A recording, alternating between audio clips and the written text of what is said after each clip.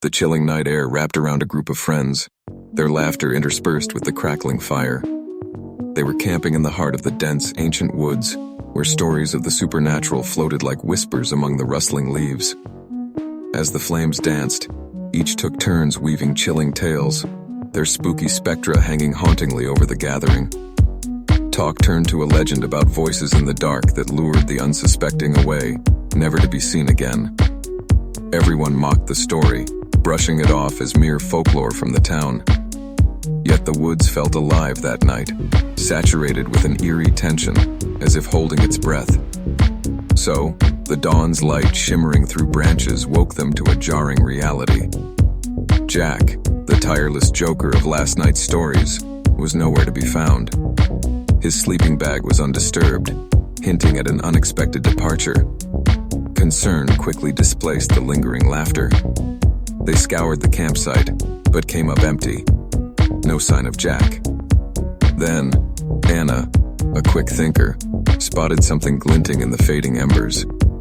It was Jack's phone, half covered in soot and mystery. Curious and desperate, they huddled together, peering at the screen.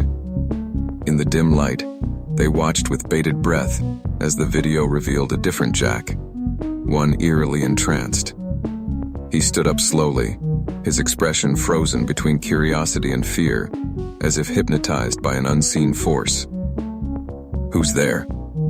His voice barely a whisper, meeting only the crackle of dead leaves.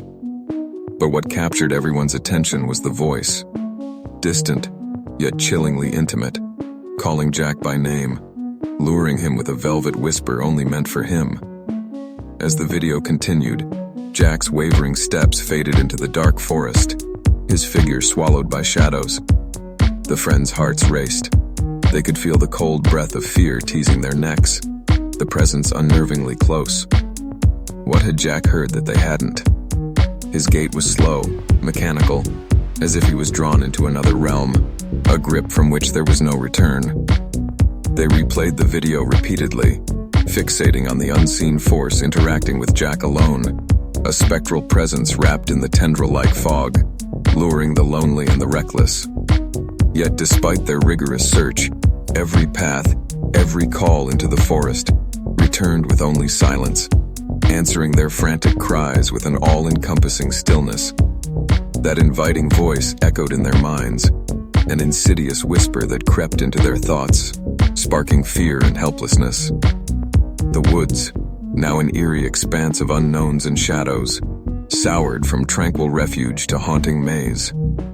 Desperation started fracturing their resolve, fringing their bond with paranoia, as thoughts spiraled into possibilities unimagined, darker than any campfire lore. Was Jack spirited away, consumed by the forest? Or was he still out there following a path only he could perceive?